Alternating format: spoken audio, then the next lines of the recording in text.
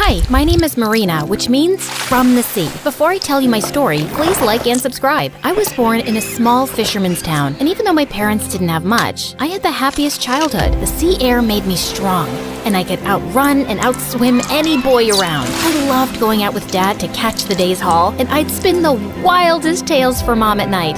I saw the sea monster's tentacles, Mom, and then he just gripped our boat, ready to turn it upside down. Then I leaned over and I just talked to him nicely. I figured he must get angry and lonely by himself out there. We became friends, and he let us go.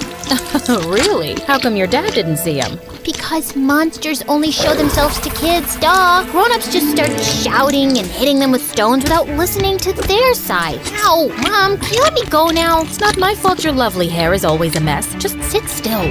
When I was 9, my twin brothers were born, and I was excited to be a big sister. I stayed up at night when they cried, changed their gross nappies, and I told them all my stories. They believed every word. Life was good, but when I was 13, everything changed. Dad told us one day that the town had been bought up by a billionaire who was going to convert the whole place to a seaside vacation spot. All the families were given some money to relocate, and even though it broke our hearts, we had no choice but to move to the city. Dad took up a job as a carpenter, and I joined a public school. I put on my bravest face as Mom left me on my first day, but inside, I was shaking like a jellyfish. I just wasn't used to so many people. The first week, I hardly looked up in class and just learned to identify everyone by their shoes. And during recess, I ate lunch alone in the janitor's closet. But one day, I was walking home when I saw a few older kids laughing and surrounding someone. Just then, I caught sight of those Ant-Man sneakers, and those definitely belonged to Tom from my class.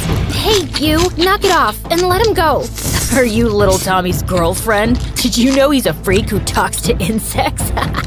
Yeah, so I talked to crows, and if you don't let him go right now, I'll summon them to attack you. Why did I even say that? Oh, really? Come on then, let's see you do it.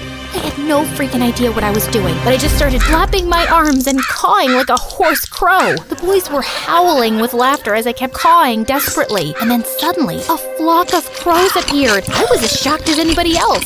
Attack them! Claw their eyes out, my lovelies! Caw! Caw! The boys ran off screaming without looking back, even though the crows weren't chasing them. This was just the best coincidence ever.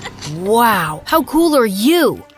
So here's the thing. Actually, never mind. I am pretty cool. Yeah, wanna be friends? I am your humble servant forever, ma'am.